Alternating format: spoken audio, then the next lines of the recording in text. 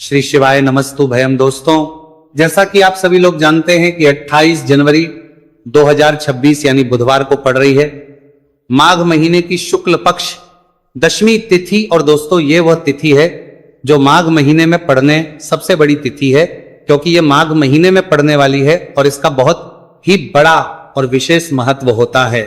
पूज्य गुरु जी ने कहा है कि अगर कभी भी मौका लग जाए और माघ महीने की दशमी तिथि बुधवार को पड़ जाए तो आप लोगों को 7 हरा दूर्वा का उपाय तो अवश्य ही करना चाहिए। इन दोनों का संयोग बहुत ही कम आता है।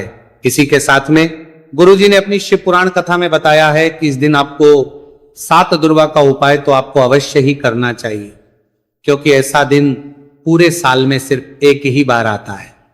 और दोस्तों, आप सभी लोग जानते हो कि बुधवार का अगर सबसे बड़ा उपाय है तो वह 7 हरा दूर्वा वाला उपाय है।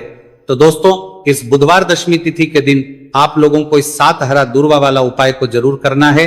बहुत सारे लोग होंगे जिन लोगों ने इस उपाय को ना किया हो, मतलब पूरा साल निकल गया, उन्होंने किसी भी दिन इस 7 हरा दूर्वा वाला उपाय को ना किया हो। पर दोस्तों, आपके पास एक आखिरी मौका बचा हुआ है जो कि 28 जनवरी के दिन है। तो इस दिन आप लोगों को इस वाले उपाय को जरूर कर लेना। भले ही आपने पूरे महीने भर इस उपाय को ना किया हो, पर अगर आपने इस माघ महीने के बुधवार दशमी तिथि के दिन अगर इस वाले उपाय को कर लिया तो आपको इस उपाय को करने का वो फल मिलेगा जिसकी आपने कभी कल्पना भी नहीं करी होगी। इसीलिए आप लोग इस वाले उपाय को एक बार जरूर कर लेना है, ताकि आप लोगों के हाथ से ये मौका ना जा सके और आपको इस उपाय को करने का फल मिल सके। दोस्तों, यह उपाय पंडित जी ने अपनी अभी शिव महापुराण की कथा में बताया है, जिस उपाय को आज हम आपको बहुत अच्छे से समझाने वाले हैं। इस वीडियो को देखने के बाद इस उपाय को समझने के लिए आपको कोई और वीडियो को देखने की जरूरत नहीं पड़ेगी। तो चलिए दोस्तों, उपाय को शुरू करते हैं। देखिए, ये इस माघ महीने के बुधवार दशमी तिथि के दिन ये इतना खास होता है, इतना महत्वपूर्ण होता है। देखा गया है कभी कभी बड़े बड़े पूजा पाठ अनुष्ठान से जो मनोकामना पूर्ण नहीं होते, वह माघ महीने के बुधवार दशमी तिथि के दिन एक छोटे से उपाय करने से ही आपकी मनोकामना पूर्ण हो जाती है। और बहुत सारे लोगों ने इस उपाय को किया भी है और उनको इस उपाय को करने का फल भी जरूर मिला है। अगर आप लोग भी इस उपाय को करना चाहते हैं तो आप इस उपाय को पहले अच्छे से समझ लेना, सुन लेना, उसके बाद करना। आपको इस उपाय का फल जरूर ही। और इस उपाय को कर लेने से आपके घर में चाहे किसी भी प्रकार की दुख और समस्या क्यों ना चल रही हो, आपको उसका कारण भी नहीं पता है कि भाई यह समस्या किस कारण से चल रही है। उसका कुछ भी कारण हो सकता है, जैसे इसे पितृदोष हो सकता है या किसी भी तरह का मंगल दोष भी हो सकता है। तो इस दिन आप लोगों को यह वाला उपाय कर लेना है। ये एक ऐसा उपाय है जिस उपाय को अगर किसी विशेष दिन पर किया जाए तो भाई उस विशेष दिन का जो है वह तो मिलता ही मिलता है। पर हमने उस दिन पर इस उपाय को किया है तो हमें उससे भी बड़ा फल मिलता है, और फल बहुत जल्दी मिलता है, क्योंकि आप इस उपाय को बहुत ही बड़े और विशेष दिन पर कर रहे हो। तो चलिए अब उपाय के बारे में बात करते हैं। लेकिन उससे पहले आप लोगों को यह जानना आवश्यक है कि आखिर यह उपाय किस समय करना है, किसको करना है और कैसे करना है। तो चलिए हम आगे आपको वीडियो में एक एक करके बता देते हैं। उससे पहले अगर आप लोग हमारे चैनल पर पहली बार हैं तो हमारे चैनल को सब्सक्राइब करना ना भूलें। और अगर आपके पास कोई सवाल है तो आप हमें कमेंट बॉक्स में बता सकते हैं। और अगर आपको हमारा वीडियो पसंद आया है तो आप हमें लाइक और शेयर करना ना भूलें। और अगर आपको हमारे चैनल की जानकारी चाहिए तो आप हमें फॉलो कर सकते हैं। और अगर आपके पास कोई प्रश्न है तो आप हमें कमेंट बॉक्स में बता सकते हैं। पहली बार आए हैं या फिर मेरी आवाज आज पहली बार सुन रहे हैं तो हमारे चैनल को सब्सक्राइब जरूर कर लेना, और इस वीडियो को करके कमेंट बॉक्स में श्री शिवाय नमस्तु भयम ओम नमः शिवाय जरूर टाइप कर देना। तो दोस्तों, इस 7 दुर्वा वाला उपाय को हमें इस बुधवार दशमी तिथि के दिन कैसे करना है, किसको करना है, किस समय करना है और कहां पर करना है, ये सारे सवालों के जवाब आपको इस वीडियो में मिल जाएंगे। और जो ये वीडियो देखेगा भाई, उसको 7 हरा दूर्वा वाला उपाय जरूर करना चाहिए, क्योंकि इस दिन 7 दूर्वा का भी बहुत ही बड़ा और विशेष महत्व होता है। और जब बात आ जाए हरा दूर्वा की तो यह सोने पर सुहागा वाली बात हो जाती है, और यह एक बहुत ही बड़ा उपाय हो जाता है इस बुधवार दशमी तिथि का। तो अब दोस्तों, इस 7 हरा दूर्वा वाला उपाय को आखिर करना किसको है, सबसे पहले हम लोग वो बात जान लेते हैं। तो देखो, घर की जो बड़ी माताएं बहनें होती हैं, उन माताओं बहनों में से कोई भी एक बड़ी माता बहन इस वाले उपाय को कर सकती हैं। और दोस्तों, अगर आप चाहें तो अपने घर में से सभी सदस्यों भी इस उपाय को करवा सकते हैं। अगर किसी व्यक्ति की खुद की कोई मनोकामना है, खुद की कोई दुख और परेशानी है जो कि वह अपने लिए ही करना चाहता है, इस वाले उपाय को तो वह खुद अपने लिए भी कर सकता है। बाकी अगर कोई घर में से ऐसा है जो कि अपने पूरे घर परिवार की सुख और शांति के लिए यह वाला उपाय करना चाहता है, तो भाई वो भी करने में बढ़ना करेगा ता कर देगा, सकता है, उसमें भी कोई दिक्कत वाली बात नहीं है। कहने का मतलब यह है कि इस उपाय को हर सदस्य भी कर सकता है और पूरे घर परिवार के सदस्य के लिए घर की बड़ी माताओं बहनों में से कोई एक माता बहन भी कर सकती है। माताएं बहनें अगर घर में उपस्थित ना हो या वह यह वाला उपाय ना कर पा रही हो, तो फिर घर का कोई बड़ा सदस्य भी इस 7 हरा दूर्वा वाला उपाय को कर सकता है, चाहे फिर वह पुरुष ही क्यों ना हो, उसमें कोई भी दिक्कत वाली बात नहीं है।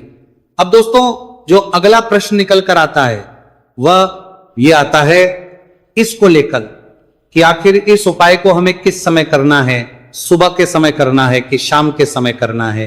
तो देखो, इस वाले उपाय को आप लोग सुबह के समय भी कर सकते हो और शाम के समय प्रदोष काल में भी कर सकते हो।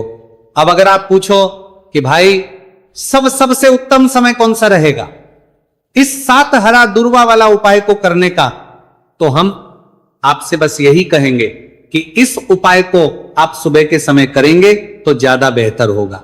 बाकी अगर प्रदोष काल के समय भी करेंगे तो भी अच्छा होगा, उसमें कोई भी दिक्कत वाली बात नहीं है। तो अब दोस्तों, जो अगली सबसे बड़ी और महत्वपूर्ण बात आती है वो ये आती है कि सुबह अगर हम उपाय को करेंगे तो हमें कितने बजे से लेकर कितने बजे तक के बीच में करना है, और शाम के समय प्रदोष काल में करेंगे तो हमें कितने बजे से लेकर कितने बजे के बीच में करना है। तो देखो, सुबह जितनी जल्दी हो सके आप उपाय को करने की कोशिश करना। बाकी अगर कारणवश लेट भी हो जाओ, थोड़ी देर भी हो जाए, तो 10 या 11 बजे तक भी आप उपाय कर लेना, पर 12 बजे से ज्यादा देरी ना हो, ठीक है? इस बात का ध्यान रखना। उसके बाद में दोस्तों, अगर शाम के समय प्रदोष काल की बात करें, प्रदोष काल का जो समय है होता है वो शाम के 6 बजे से शुरू हो जाता है। मतलब शाम के 6 बजे से लेकर शाम के 6 बजे से रात के 8 बजे के बीच का जो समय होता है, यह समय प्रदोष काल का समय होता है। तो इस उपाय को 7 या 8 बजे के बीच में भी कर सकते हो, मैं आप कभी भी इस वाले उपाय को कर सकते हो, उसमें कोई भी दिक्कत वाली बात नहीं है। तो माघ का महीना ही है जो आपको धन दौलत पुण्य दोनों ही देने वाला है। माघ के महीने में तुलसी का पूजन करके श्री हरि विष्णु से जुड़े हुए कुछ उपाय करके आप अपने जीवन की निर्धनता, धन से जुड़ी समस्याएं, कर्जे से जुड़ी समस्याओं को हमेशा के लिए दूर कर सकते हैं। ये वही महीना है जिस माह में भगवान विष्णु योग निद्रा से जागते हैं। भगवान विष्णु को तुलसी अति प्रिय है, इसलिए उनकी पूजा में भी विशेष रूप से हम तुलसी का उपयोग करते हैं। और बिना तुलसी दल के, बिना तुलसी मैया के श्री हरि विष्णु की पूजा और उनका भोग दोनों ही अधूरे होते हैं। इसीलिए माघ के महीने में ऐसा उपाय आपको बताने वाले हैं जिसे करने से श्री हरि विष्णु की असीम कृपा आपको मिलेगी और मां तुलसी से ऐसा आशीर्वाद मिलेगा, जीवन का हर दुख, हर कष्ट, गरीबी, निर्धनता, कर्जे से जुड़ी समस्याएं, सब कुछ ही आपके जीवन से दूर हो जाएगा और सुख, समृद्धि, धन, वैभव, ऐश्वर्य सब कुछ आपको अपने जीवन में आसानी से मिलने लगेगा। तो चलिए बात कर लेते हैं कि कौन सा उपाय है, तुलसी के पौधे में कौन सी चीज आपको रखनी है और इस उपाय को किस समय करना है। देखिए, सबसे पहले तो आपको बता दें कि अगर आपके घर में तुलसी का पौधा नहीं है तो माघ के महीने में एक तुलसी का पौधा अपने घर में लाकर जरूर लगाए, क्योंकि माघ के महीने में जो लोग अपने घर में तुलसी जी का पौधा लाकर लगाते हैं, मां तुलसी का पूजन करते हैं, कभी भी मां तुलसी उनके घर में निर्धनता नहीं रुकने देती है। हमेशा उनके घर में धन की वृद्धि होती है, धन की वर्षा होती है। तो जरूर से तुलसी का पौधा आप माघ के महीने में अपने घर जरूर लेकर आए और अच्छे से आपको मां तुलसी का पूजन करना है, मां तुलसी के पौधे की देखभाल करनी है। और वह कौन चीज है जो आपको तुलसी के पौधे में माघ के महीने 28 जनवरी बुधवार दशमी तिथि में रखना है, और कैसे यह चीज रखते ही रातों रात आपके जीवन में चमत्कार होगा और आपके भाग्य का भी आपको साथ मिलेगा। तो देखिए, इस वीडियो में जितने भी उपाय हम आपको बताएंगे सभी उपाय सरल है। देखो, गुरुजी ने कहा है कि बुधवार के दिन आपको 7 हरा दूर्वा वाला उपाय तो अवश्य ही करना चाहिए। वीडियो के अंतिम में आपको उपाय बताया है, आपको करना है।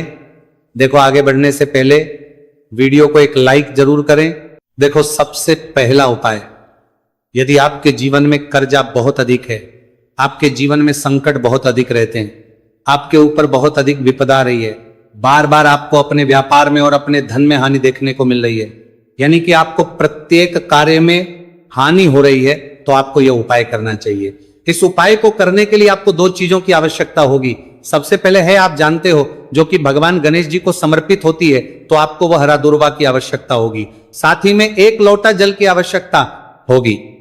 और आप जब भी उपाय को करें, जिस दिन भी आपको करें, तो आपको प्रातः कल सुबह वो करना है। इस बात का विशेष रूप से आपको ध्यान रखना है, ठीक है। तो आपको एक हरा दुर्वा लेनी है। अगर आधा हरा दुर्वा भी मिल जाती है तो भी कोई दिक्कत नहीं है। बस आपको हरा दुर्वा है, अगर ज्यादा ना मिले तो उस स्थान पर एक हरा दुर्वा भी ले सकते हैं।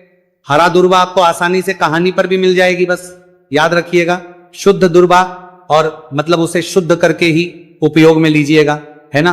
तो आपको करना क्या है, एक हरा दुर्वा या एक से ज्यादा भी हरा दुर्वा आप लोग ले सकते हैं। तो एक हरा दुर्वा अपनी ले लीजिए। एक हरा दुर्वा के साथ में आप एक लोटा जल ले लीजिए और इन दोनों ही चीजों को लेकर शिवाजी के मंदिर पहुंच जाइए। जी के मंदिर पहुंचकर सबसे पहले आप शिवाजी के पास में बैठ जाइए। शिवाजी के पास में बैठने के बाद जो शिवाजी की शिवलिंग होगी, शिवलिंग के ऊपर सबसे पहले आपको यह दुर्भाग्य को समर्पित करना है। दुर्भाग्य को कुछ इस प्रकार से समर्पित करना है कि जो दुर्भाग्य दांडी का मुख होगा वो जलधारी की तरफ हो, जहां से जल नीचे करता है ना। और जो हरा दुर्वा का मिला हुआ भाग होगा वो अपने आप शिवाजी के पीछे की तरफ हो जाएगा, ठीक है। तो इस प्रकार से ये हरा दुर्वा का ये दुर्वा आपको भगवान शिवाजी का शिवलिंग के ऊपर समर्पित करनी है। और जो 1 लोटा जल आप अपने साथ लेकर आए हैं, इसी दूर के ऊपर भगवान शिवजी के शिवलिंग के ऊपर एक धारा से आपको समर्पित कर देना है, ठीक है। अब यहां पर देखने बात यह है कि यह उपाय इस व्यक्ति को करना है जिस व्यक्ति की नौकरी नहीं लग रही हो, जो व्यक्ति परीक्षा में पास होना चाहता हो, तो इस व्यक्ति को अपने हाथों से इस उपाय करना है, तभी उपाय काम करेगा, ठीक है। उपाय को करने के बाद आपको 3 महीने उपाय आपको कब तक करना है, जब तक कि आपकी नौकरी ना जाए। जब तक आप इस उपाय को नियम के साथ करो, आपकी नौकरी जरूर लगेगी। अब बात करते हैं दूसरे उपाय के बारे में। तो देखिए, दूसरे उपाय जो है, देखिए इस उपाय के लिए आपको मात्र 1 लौंग का जोड़ा लेना है, यानी कि 2 फूल वाली लौंग लेनी है। साथ में आपको मात्र थोड़ा सा शहद लेना होगा और इसी के साथ में आपको तांबे के पात्र अंदर शुद्ध जल लेना होगा। अब देखिए, इन सभी सामग्रियों को लेकर के आपको भगवान शिव के मंदिर में पहुंच जाना है। देखिए, ये उपाय आप सुबह से लेकर शाम तक कर सकते हैं। तो वो सबसे पहले तो आपके पास जो 2 फूल वाली लौंग हैं, उन्हें आपको शहद के अंदर अच्छे से डुबो है, यानी कि दोनों लौंग पर आपको अच्छे से शहद का लेपन कर देना है। अब आपको जो आपके पास 1 लोटा जल है, सबसे पहले तो उसे शिवलिंग पर धीरे धीरे समर्पित करना है और श्री शिवाय नमस्तु भयम इसका जाप करते हुए समर्पित कर देना है। अब आपके पास जो 2 फूल वाली लौंग है, शहद से उसे आपको शिवलिंग पर अर्पित करना है और आपको प्रार्थना करनी है कि जीवन में जो रोग की स्थिति है वह समाप्त हो, जीवन के जो संकट और समस्याएं हैं वह सभी समाप्त हो, जीवन से जो कर्ज की समस्या है वह समाप्त हो। इस प्रकार से प्रार्थना करते हुए ये जो 2 फूल वाली लौंग ही शहद संयुक्त इस आपको शिवलिंग पर अर्पित कर देनी है। आपकी जो भी समस्या होगी इस बुधवार के दिन अवश्य ही समाप्त हो जाएगी। तो इस प्रकार से आपको पहला उपाय करना है। अब हम बात कर लेते हैं दूसरे उपाय के बारे में। देखिए, यह उपाय आपके लिए सर्वश्रेष्ठ होने वाला है। देखिए, इस उपाय के लिए आपको चाहिए होंगे 5 हरा मूंग के दाने, और मूंग के दाने कहीं से भी खंडित नहीं होने चाहिए, इस बात का ध्यान रखें। और इसी के साथ में आपको एक तांबे के पात्र के अंदर अपने घर से शुद्ध जल 1 लोटा जल ले लेना है। अब दोस्तों, इन सभी सामग्रियों को लेकर के आपको सीधे पहुंच जाना है भगवान शिव के मंदिर में। देखिए, इस उपाय को भी आप सुबह भी कर सकते हैं और शाम के समय में भी कर सकते हैं। देखिए, भगवान शिव के मंदिर में पहुंचने के बाद आपके पास जो 5 हरे मूंग हैं, उनमें से पहला जो हरा मूंग है, आपको शिवलिंग के सामने जो नंदी महाराज होते हैं और उनका जो पैर उठा हुआ होता है, वहां पर आपको पहला हरा मूंग समर्पित करते हैं और आपको इसका जाप कर लेना है। फिर आपको दूसरा हरा मूंग लेना है और शिवलिंग पर जो श्री गणेश जी वाला स्थान होता है, वहां पर आपको ये दूसरा हरा मूंग समर्पित कर देना है। यानी कि शिवलिंग के सीधे तरफ आपको ये दूसरा हरा मूंग समर्पित करना है।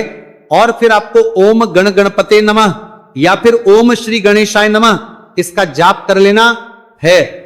तीसरा, हरा मूंग का दाना आपको भगवान शिव की सबसे प्रिय पुत्री माता अशोक सुंदरी वाले स्थान पर समर्पित करना। शिवलिंग की जो जलाधारी होती है, जहां से जल बह करके आता है, उसी जलाधारी के बीच में जो कहीं कहीं उठी हुई लाइन होती है सांप की आकृति के रूप में, वहीं पर आपको तीसरा हरा मूंग समर्पित करना है और फिर आपको ओम नमः शिवाय इसका जाप कर लेना है। अब दोस्तों चौथा जो हरा मूंग है उसे आपको भगवान कार्तिकेय जी का जो स्थान होता है शिवलिंग पर, वहां पर आपको यह चौथा हरा मूंग का दाना समर्पित कर देना है और आप ओम नमः शिवाय इसका जाप कर लेना है। अब दोस्तों आपके पास जो पांचवा और अंतिम हरा मूंग बचा हुआ है उससे जल के पात्र के अंदर डाल देना है और इस हरे मूंग से युक्त जल से आपको भगवान शिव के शिवलिंग का अभिषेक कर देना है। जल आपको बिल्कुल धीरे धीरे समर्पित करते जाना है और लगातार आपको शिव महापुराण के मूल श्री शिवाय नमस्तुभयम इसका जाप करते रहना है। फिर आपको शिवलिंग के आगे बैठकर, यदि आप अपने बच्चों के लिए यह उपाय कर रहे हैं, यदि आप अपने बच्चों की बुद्धि ज्ञान और विवेक के लिए उपाय कर रहे हैं तो उसके लिए आपको प्रार्थना कर लेनी है, या फिर व्यापार में वृद्धि करने के लिए यह उपाय कर रहे हैं तो उसकी कामना करते हुए आपको प्रार्थना कर लेनी है, या फिर अपनी नौकरी के लिए कर रहे हैं, या फिर अपने इंटरव्यू के लिए, या फिर धन की प्राप्ति के लिए कर रहे हैं, जिस भी कामना के लिए आप उपाय कर रहे हैं उसे परिपूर्ण करने के आपको महादेव से प्रार्थना कर लेनी है और फिर आपको वापस अपने घर आ जाना है। पूज्य गुरु जी ने कहा है कि जो भी व्यक्ति इस उपाय को कर लेता है तो यकीन मानिए आपके जीवन की जो सारे संकट, कष्ट और बाधाएं ही वह सभी समाप्त होंगे। अब हम बात करते हैं अगले उपाय की। इस उपाय के लिए आपको एक दीपक लेना है। दीपक आप मिट्टी का भी ले सकते हैं और शुद्ध आटा मढ़कर उसका दीपक भी आप तैयार कर सकते हैं। अंदर गोल बाती का प्रयोग करना है और दीपक के अंदर आपको शुद्ध घी का प्रयोग करना है।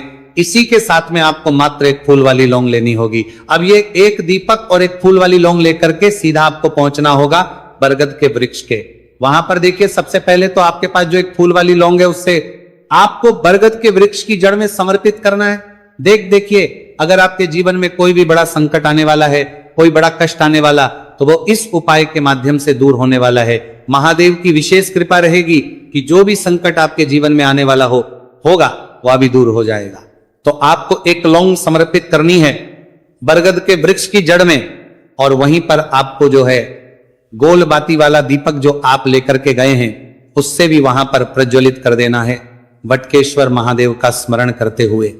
देखिए जब भी आपको जीवन में इस साल लगने लगे कि आपके जीवन में कुछ भी अच्छा नहीं चल रहा है, तब भी आपको इस प्रकार से आपको ये उपाय करना है। तो इस प्रकार से आपको ये उपाय करना है। अब हम जान लेते हैं चौथे विशेष उपाय के बारे में। देखें यदि आपके विवाह में, शादी में कोई भी समस्या आ रही है, यदि आपका जो कर्ज है वह दिन पर दिन बढ़ते ही जा रहा है, तो आपको यह चमत्कारी उपाय करना चाहिए। कोई भी समस्या अगर जीवन में है तो उसे दूर करने के लिए आपको इस उपाय करना चाहिए। मंगल दोष से जुड़ी हुई समस्या भी है तब आपको यह उपाय करना चाहिए। देखिए इस उपाय के लिए आपको एक तांबे के पात्र के अंदर अपने घर से